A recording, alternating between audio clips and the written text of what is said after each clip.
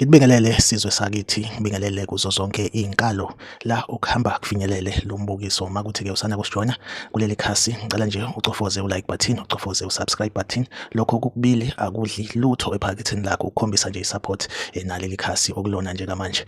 Sizwe sakithi ey'nsukwini ey'dlule uMthandeni SK Manqele igcoka amalisha elikhiphe-ke ingoma enkulu, ingoma esihloko sithi Africa Unite, la feature khona uMahu, sesimjwayele kuMahu ukuthi-ke kuma-hit akhe uMthandeni usevame ukuthi abophele uMahu. Then bese kuba ubaba-ke umzwakhe Mbuli-ke siyamazi ukuthi-ke umhayi wey'nkondlo ohlonishwayo la eNingizimu Afrika. Ingoma Africa Unite yenza kahle kakhulu ey'tolo nakuma-digital platforms, yenza kahle kakhulu ko-YouTube, siyayibona ama-views aloyikhule njalo usuku nosuku. Sizwe sakithi kune-screenshot esitrendayo ey'nkundleni zokuxhumana, ikakhulukazi ko-Facebook. I-screenshot engicabanga ukuthi mawukuthi-ke uke wahlangana naso nawe sikuthusile since sibona into engajwayelekile. Kule screenshot lesi kuvela engathi uKhuzani Mpungose ushare iscreen esika YouTube esiveza ingoma kaMthandeni, waseyabhala i-caption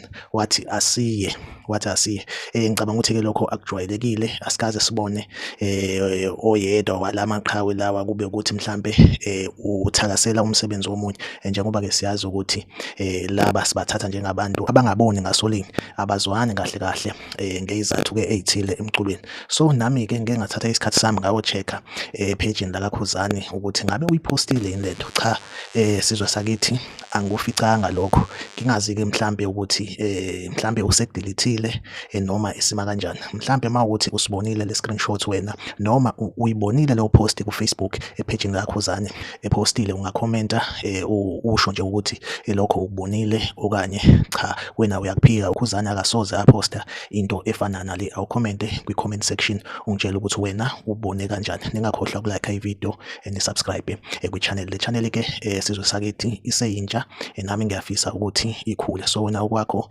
nje ukufaka i-support, usubscribe, ulike i-video, ungaphinde uyishare futhi mawuthanda. Mina siphinde sibonane ngokuzayo kwi-video elandelayo.